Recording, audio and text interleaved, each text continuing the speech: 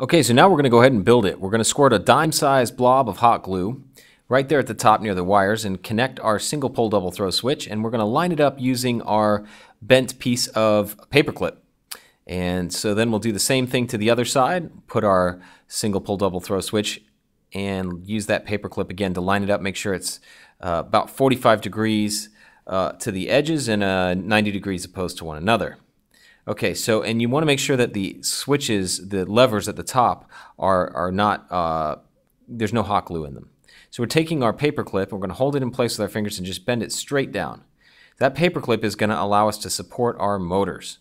So now that we have the paper clip bent in such a way that we know it'll fit, we'll take our needle nose pliers and bend it a few more times. And by bending the paper clip a few times, it gives us it's going to provide a little better support to the motors, so they won't be able to rotate or twist around. So we'll slide our hot glue, or I should say our paper clip in place, and you can see the motors are going to go on it like that. So they're going to fit there, and we're just going to bend the paper clip a little bit more so that it fits a little bit better against the side of the motor.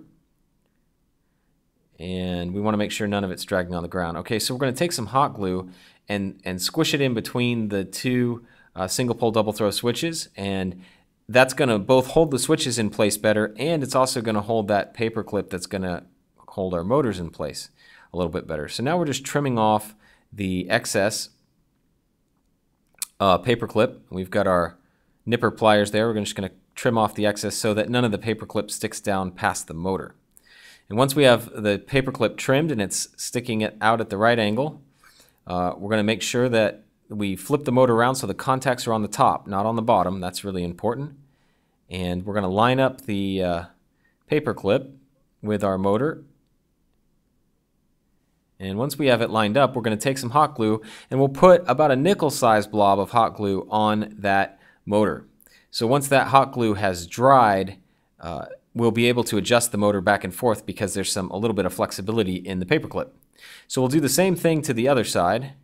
Take the other motor and connect it the same way to the other side.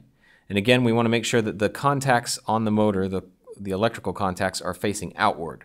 So it'll just make it easier to wire to that. So again, it's about a nickel-sized blob, and you need to hold this against the motor for a little while so that it can cool.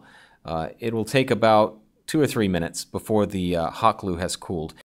In the next video, we're going to show you how to wire all the parts together.